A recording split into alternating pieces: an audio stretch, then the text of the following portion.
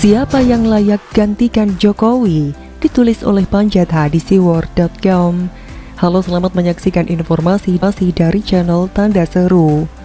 Jokowi telah menjadi fenomena di Indonesia, bahkan dunia. Sungguh tak disangka jika mantan wali kota Solo ini bisa menang di Pilkada DKI Jakarta 2012 melawan petahana pula.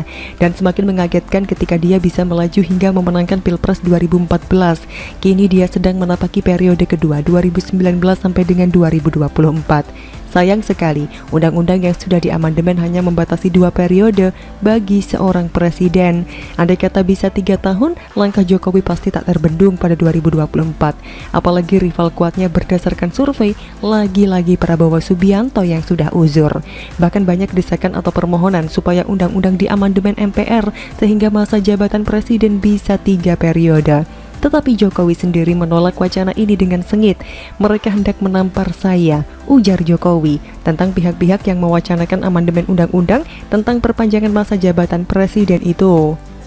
Dan sepertinya memang sudah tepat jika masa jabatan presiden cukup 2 periode saja. Di akhir masa SBY, sempat juga beredar wacana soal 3 periode ini, meski tidak senyaring di masa Jokowi. Sebab tidak bisa dibayangkan apa yang terjadi apabila SBY misalnya sampai 3 periode. Habislah kita digulung radikalis dan Talibanisme. Jokowi akan lengser pada Oktober 2024 nanti. Rasanya terlalu cepat waktu berlalu apabila melihat apa-apa yang sudah dan sedang dilakukan oleh Jokowi. Tak terhitung jumlah proyek atau infrastruktur yang sudah selesai dan diresmikannya.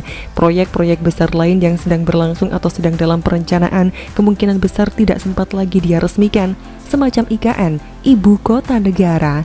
Doa kita paling tidak Jokowi nanti digantikan oleh sosok yang seide dan setara demi kelanjutan program-program Nan Adiluhung itu. Jangan pernah terkecoh dengan statement-statement miring tentang Jokowi seperti gagal, harus turun, dan sebagainya. Itu hanya siasat busuk atau akal-akalan keji dari lawan supaya calon-calon yang mereka jagokan di 2024 nanti tidak tenggelam oleh prestasi dan karisma Jokowi. Sebab bagaimanapun juga kriteria capres mendatang harus diukur berdasarkan Jokowi. Apalagi kita semua sudah belajar dengan Jakarta yang telah melakukan kesalahan fatal. Gubernur Ahok Jarot yang fenomenal malah digantikan oleh sosok kaleng-kaleng. Ya hancur lebur sudah semua yang telah dicapai dalam periode Ahok itu. Jakarta yang mestinya sudah menjadi kota metropolitan berkelas dunia, kini kembali ke kelas kaki 5 ala pasar Tanah Abang. Hal itu karena pada Pilkada 2017 itu, sebanyak 58% warga mengambil keputusan fatal memilih cagup atas dasar ayat mayat. Kita tentu tidak ingin hal yang sama dengan republik ini. Keledai sebagai binatang terbodoh saja tidak mau jatuh 2 kali pada lubang yang sama, maka jangan pernah terulang nasib DKI Jakarta menimpa RI. Jadi, siapa kira-kira yang akan layak menggantikan Jokowi nanti? Ini penting, sebab kita bukan sekedar memilih pemimpin nasional. Ada banyak orang yang bisa didandani sebagai presiden, namun apakah dia mampu melanjutkan program-program Jokowi nanti? Ini sangat krusial, sebab jika salah langkah maka Papua dan Indonesia bagian timur bisa jadi tak terendus lagi oleh pusat. Rencana-rencana yang akan membawa RI menjadi kekuatan baru dunia, seperti produsen baterai listrik terbesar dunia misalnya, bisa jadi malah tidak kesampaian. Sebab untuk sampai di sini butuh ketegasan keberanian dari seorang Jokowi untuk melawan dan menghadapi kekuatan-kekuatan dunia internasional. Apakah di antara sosok yang tampil dalam survei-survei itu ada yang kira-kira memiliki visi besar dan nyali besar sebagaimana Jokowi? Belum lagi dalam rangka membereskan dan menuntaskan PR atau pekerjaan rumah dalam negeri yang ditinggalkan oleh SBY, yakni ancaman radikalisme, intoleransi, terorisme yang berpotensi besar melumat NKRI sehingga tidak lagi berbentuk. Siapa kira-kira sosok yang mampu mengemban amanat agung ini menggantikan Jokowi? Tanpa bermaksud merendahkan tokoh-tokoh besar yang sudah rutin tampil di survei, sebenarnya ada satu sosok yang justru tidak pernah muncul dalam survei. Siapa dia? Ahok atau Basuki Cahayapurnama alias BTP. Namun sayang dia memiliki banyak kendala yang semestinya tidak perlu terjadi di negeri yang menganut paham demokrasi Pancasila ini. Tetapi hal ini gara-gara paham-paham radikalisme dan fundamentalisme agama dibiarkan bertumbuh. Faktor-faktor penghambat kemajuan bangsa dan negara ini sudah seharusnya dicabut hingga akar. Kalau tidak, maka potensi-potensi yang bagus untuk mendukung kemajuan bangsa akan buyar begitu saja oleh ulah kaum radikalis yang gemar melarang dan mengharamkan apa saja yang tidak sesuai dengan tabiat mereka. Bagi kelompok ini tidak penting kualitas, prestasi atau kemampuan melakukan pekerjaan besar. Orang yang bodoh dan dungu juga akan diperjuangkan asal sepemahaman atau bisa disetir oleh mereka. Itulah bahayanya mereka, apalagi tidak peduli pada kemanusiaan yang adil dan beradab. Yang berbeda akan disingkirkan, bila perlu dimusnahkan. Itulah sebabnya mengapa sosok ideal pada 2024 itu begitu sulit untuk didapatkan saat ini. Bahkan Megawati Soekarno Putri, Ketua Umum PDIP, yang juga diakui sebagai salah satu kingmaker pada Pilpres 2024, dikatakan sedang memohon petunjuk pada Tuhan tentang siapa pengganti Presiden Jokowi nanti. Apakah artinya para kandidat yang nongol di survei belum memenuhi harapan Bunda? Tapi masih ada waktu 3 tahun dari sekarang. Semoga nanti tiba-tiba muncul sosok yang diharapkan itu. Atau bila akhirnya salah satu dari yang ada di survei kiranya sosok yang bisa menjamin keberlangsungan NKRI yang adil dan beradab untuk semua warga. Bagaimana menurut Anda? Investor mobil listrik berdatangan ke Indonesia, tampar argumen Faisal Basri, ditulis oleh Nia Alif di seaworld.com. Halo, selamat menyaksikan informasi dari channel Tanda Seru. Masih ingat dengan kasus ekspor benih lobster yang membuat Edi Prabowo digerebek KPK? Waktu itu ekonom Faisal Basri dan ex-menteri KKP paling keras menyuarakan ekspor benih lobster. Alasan ekspor agar tak terjadi penyelundupan benih lobster dianggap Faisal Basri hanya permainan mafia. Menurutnya, jauh lebih baik membudidayakan benih lobster di negeri sendiri. Tapi kini bak menjilat ludah sendiri. Faisal Basri justru menyuruh ekspor biji nikel agar tak terjadi penyelundupan. Kenapa masalah yang sama bisa diartikan berbeda? Kalau tak mau dikatakan pelin-pelan, bisa jadi ada bohir mafia tambang di belakang Faisal Basri. Persis saat ia mengatakan permainan ekspor benih lobster adalah permainan mafia, Faisal Basri yang ngegas ada jutaan ton ekspor ilegal ke Cina langsung dibantah keras oleh BPS, termasuk ocehannya soal negara tak akan untung sampai kiamat kalau membuat kereta cepat yang langsung dibantah staf sus BUMN.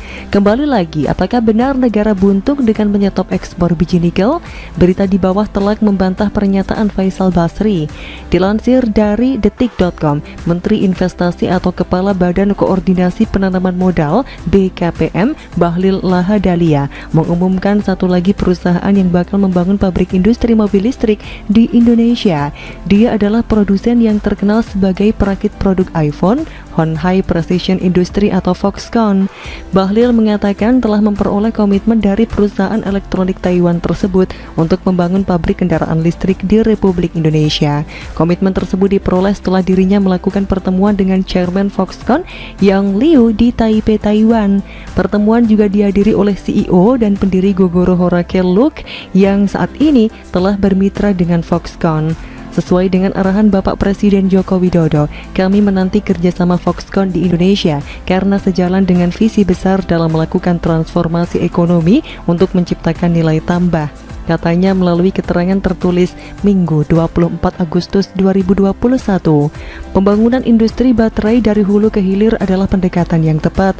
Pemerintah sangat berkomitmen untuk hal ini. Jadi kami akan memastikan seluruh perizinan dan insentif melalui satu pintu, yaitu Kementerian Investasi. Saya yang akan urus dan kawal sendiri, sambung Bahlil. Dia juga mengingatkan tentang kolaborasi bersama BUMN, pengusaha swasta nasional dan usaha mikro, kecil dan menengah atau UMKM di dalam seluruh rantai pasok Foxconn dan Gogoro. Tentu pemerintah Indonesia menilai kolaborasi adalah salah satu kunci utama dalam membangun dan mengembangkan industri baterai. Ini perlu dilakukan agar terjadi pemerataan dalam konteks yang saling menguntungkan, jelasnya. Chairman Foxconn Yang Liu menjelaskan bahwa Foxconn berencana membangun industri baterai listrik dan kendaraan listrik secara menyeluruh di Indonesia. Kendaraan listrik yang akan dikembangkan adalah roda 4 dan roda 2. Kami sangat antusias. Indonesia adalah negara dengan potensi yang luar biasa. Saya yakin ke depan akan ada mobil listrik yang dibuat di Indonesia dengan desain sesuai minat masyarakat Indonesia. Kami akan segera menindaklanjuti pertemuan hari ini dengan diskusi dan survei teknis, kata Liu. Dia juga menyatakan komitmennya untuk melibatkan perusahaan lokal dan UMKM dalam investasi Foxconn. Hal itu sesuai dengan model bisnis Build, Operate, Localize atau BOL yang diterapkan oleh Foxconn saat ini.